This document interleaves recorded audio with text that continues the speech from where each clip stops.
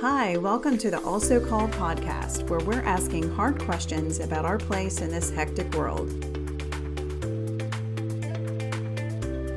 Join us as we dig into the truth about who God is, possibly discovering that we are also called. Welcome to the Also Called podcast. In today's episode, we'll meet the women from our recently released book, The Other Disciples. We're diving into the life-changing story of Mary of Magdala. She's the second disciple in the book. Join us as we discover who she was, her remarkable experiences, and the freedom she received from a traveling prophet who turned out to do and be so much more than just a teacher. We'll explore the lessons from her life, ministry, and her deep love for Jesus, and consider what they have to offer us today. So get ready for the journey into the heart of a faithful follower. Let's get started. So I'm Mia, and I'm learning what's me, what are intrusive thoughts or the enemy, and what's my shepherd's voice. And I'm Andrea, and I am learning to be more sensitive to spiritual warfare and learning more about spiritual warfare. So today, our author is Miss Bonnie. Welcome to Also Called. Please tell our listeners a little bit about yourself. Thank you for having me. It's quite an honor to be here. I am Bonnie. As she said, I'm currently living in Florida for the past 7 years. I'm retired. I grew up and lived in Indiana most of my life, and I am a wife of 56 years now and a mother of 2 daughters and grandmother to 8 grandchildren. So it has already been quite a journey. Well, one of the things I love to do is write, especially in journals. But Mia came along and kind of pulled some other kinds of writing out of me, including this chapter that we're discussing today. That's great. And this chapter was so beautiful. I loved it. I love that you're just learning, you said, to start enjoy writing. It was because I have a chapter, and just from the writing aspect, I would have never guessed that you're just learning to do this. It was a beautiful chapter. So Mary Magdalene has been misrepresented. So to know who she is, we have to know who she was not. And she was not necessarily a prostitute, which is one of the things that kind of clings to her. She got her name just from where she lived. She lived in Magdala. And so she's Mary of Magdala. So you can read about Mary in each of the Gospels and also in Acts, and those references are noted in our notes. Okay, Miss Bonnie, can you tell us what drew you to being a part of the other disciples? Oh, definitely Mia, because this was her idea, but also I am a disciple, and it's great to think about the fact that when we hear so much about the men disciples, that there were others. And we are among the others. And so it's just exploring that, and the ones who followed Jesus in his day drew me into that, and getting to know Mary in particular. I love that. So what drew you to Mary specifically? Because you were one of the first people who responded, I know who I want to write about. That's right. There's a short story to that, and there's a long story to that. The short version is that I had just completed School of Ministry with Deeper Walk International, and one of the units of study is spiritual warfare. And so Mary, that is her issue, is spiritual warfare and being demonized. And so it was very fresh in my mind. The long answer is, long ago, I had an experience with someone who was demonized, like in my college years, and I was really young then and totally unprepared. So I spent the next 30 years being very scared of a spiritual warfare. Really, it's been a long-term interest or avoidance of a subject.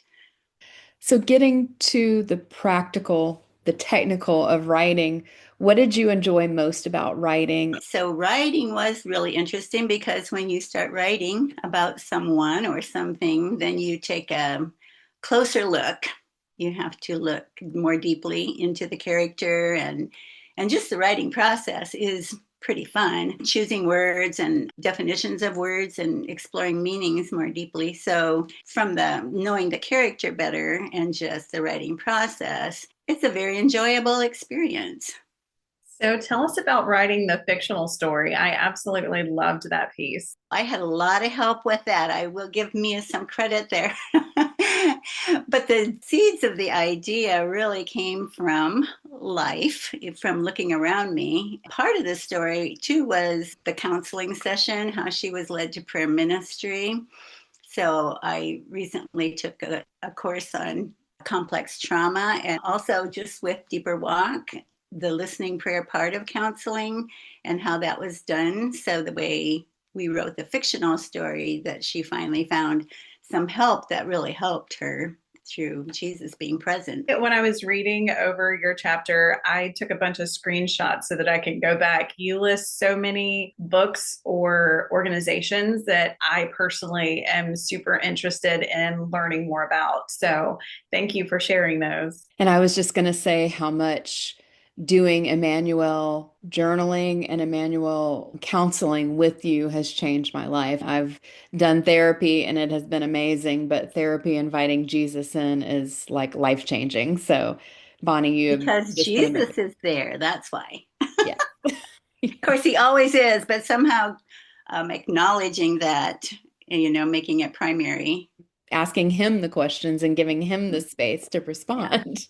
What a concept. So thank I you for know. doing that. So, can you tell us a little bit about Mary's issue? So Mary was demonized with 7 demons. We don't know if that meant exactly 7 demons or if it meant completely, because in biblical literature, 7 signifies completion. So either way, I think it was pretty traumatic for her, and it was pretty all overpowering of her.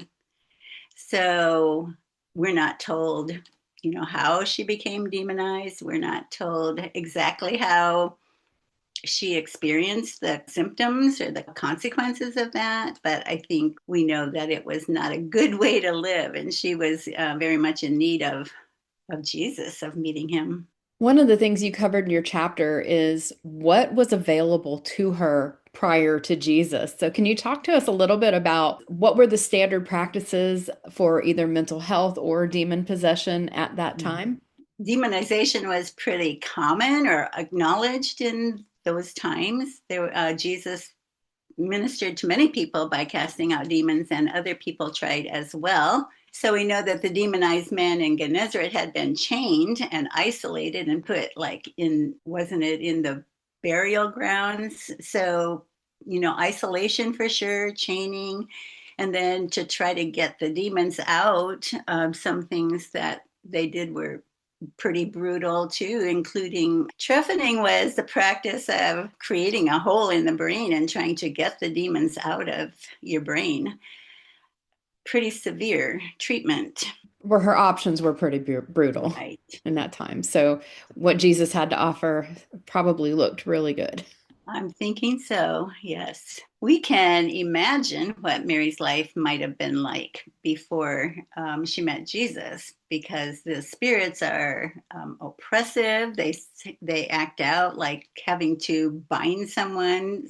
They're strong. They can destroy things and hurt people. There's more subtle ways too, just depression and feeling oppressed, anxious even.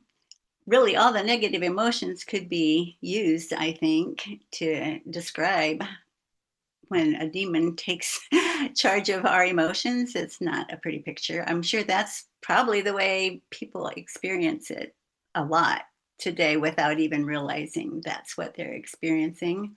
It can affect any part of a person. So that includes body, that includes sicknesses. We might not recognize the source of that. She may not have been well. Yeah, I was just looking up there are 4 different levels if we're talking about like official, like infestation, oppression, which I think is fits in very much with what you're talking about with how it can affect us with our mental health, and then obsession, which is a different level. And I think about people who struggle with addictions. And in my training at Deeper Walk, they don't usually use the word possession. It's more demonization. And then the question comes up is if believers can be possessed by demons, which if you're filled with the Holy Spirit, you really can't be possessed by unholy spirits, but you can be influenced and impacted by them. So there's a lot to talk about there, a lot of different perspectives too, I think. Oh yeah, definitely. Recently, I heard they were talking about like this cup. I have a cup here. So, like, this is my cup. I'm the owner of it. But if someone comes and grabs it, they are in possession of it at that time. So Mm, that was mm, kind of a mm, a way they were able to explain how we as even as believers might be affected, especially, like you had said, with our mental health.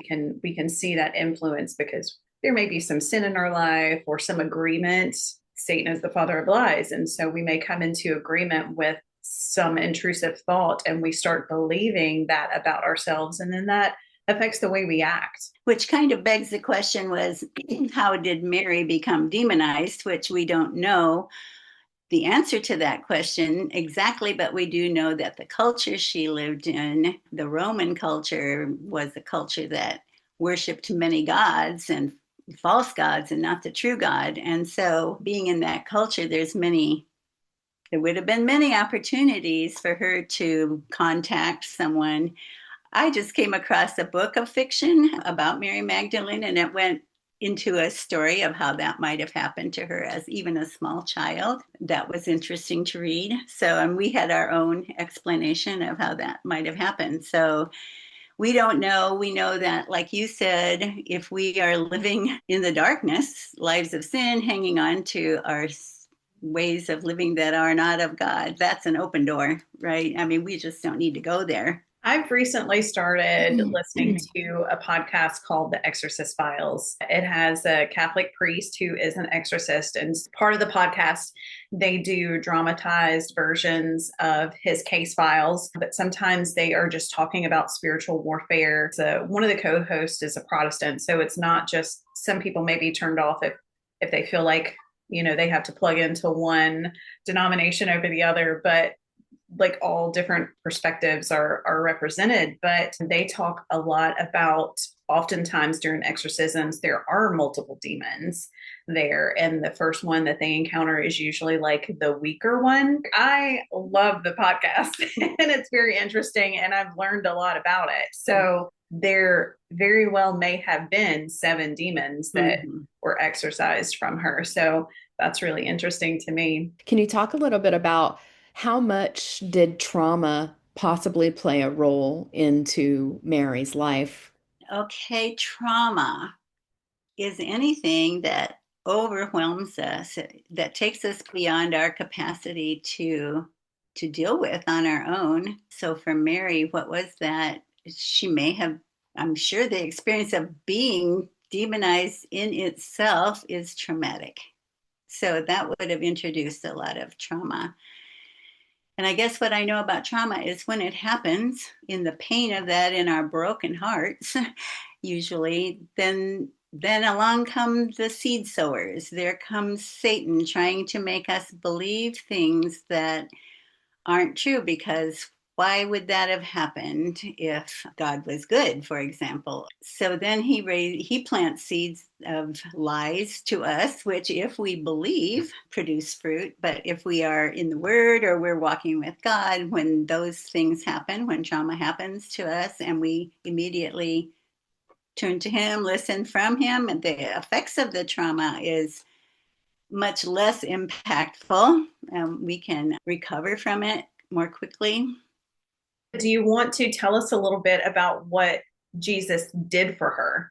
So we know that sometime Mary met Jesus and Jesus met Mary. We also don't know how that happened, but there was a meeting, and he perceived, I think in the book we talk about how well God knows us even when we don't know he's there, because after all he created us. I would assume he initiated the contact, that he saw something in her that needed to be healed, as he did so many people as he walked around. So he, I'm sure, probably initiated the contact and saw her need, did deal with the demons, and she was freed. I just think about my own point in my life when I met Christ and the difference between the old Mia and the new Mia, and the relief that I don't have to be that. I don't have to believe those things anymore Mm. about myself or about other people. That's why Mary is so impactful to so many people, because we can relate, even if we're not oppressed or we can relate to the relief of recognizing we don't have to carry our past with us. That doesn't mean we don't need to take responsibility, but just the relief that, number one, we're not alone, and number two, we can be healed and set free from shame, oppression, all the baggage that we can carry. So I think that's why she's so well thought of by so many people, and we can relate to that. I was thinking as you were talking that that is an event, like it was an event that he freed her from the demons. That's just one event, and it's great, like you said, and was impactful. But from there, there are more choices and there's more journey. And so at that point, she had choices. She could have gone back to her life. She could have reverted completely, but she didn't. She chose to follow him and to grow and to walk with him, and that is how we grow also. So there is one event, it frees us. Everything completely changes, and yet it doesn't mature us. I guess that's what I want to say. There's more, and we need to keep walking with him, taking each step, which she did. Not everybody did. Some people turned away from him after an initial healing. Think of the 10 lepers that were healed, and one of them came back and thanked him. And what did the others do? I don't know. But we have Mary to show us the right choices, the good as a good model that we can keep walking with him. Yeah, I think that we've talked about just living from a place of gratitude before. And I can understand why new believers or people who have been set free from addiction and things like that, or deep depression, or have been really affected by trauma, when they have that experience with Jesus, it feels like lifting a weight from you that you've been carrying around. So I definitely understand people who are just so on fire for God and so zealous about things, because it's like you just live from this place of gratitude. After that experience that Mary had with Jesus, what was her response to him? So I think we have the evidence that she responded with gratitude, like you're talking about, with love. I mean, for the one who would deliver her from all of that, it's a natural response to love that person and want to be with them, stay close to him, which is exactly what she did. So she responded by following him closely. She responded by meeting his needs. So immediately she, from her own means, the scriptures say, as well as some others, women who were saved provided for his practical needs. We don't know exactly how. I'm assuming that's food and home and practical things that you do for someone you love and make sure that they're taken care of. She also joined a community of other women who had also received from him. And so she didn't isolate and do all that on her own. She was with the other women. I think that's beautiful and important, because that's part of the problem. We're targets when we're isolated and alone. And so that, I'm sure, stabilized her and helped her grow and stay faithful. So her response was one of devotion to him. And we saw that it lasted a lifetime. It wasn't a temporary thing. She was still there when he died. I read something recently that said she couldn't leave him. Like, when you love someone, and if they're going through something hard, you don't leave them then. And she didn't leave him. And so she was there. And then she was there for the joyful resurrection and having him. So she stayed with it to the end. She was devoted. And we don't get to know, too much after Acts, what happened next after Jesus went to heaven and was no longer physically on the earth. I guess we leave that up to our holy imaginations also. I love that you point out community and that we can be targets of our thoughts about ourselves and other people when we isolate, and how healing that is to be a part of other believers. And I also love because we don't see this a lot in our culture anymore, that devotion, that loyalty, that steadfastness to stay. We're all moving so much, busy, life moves on.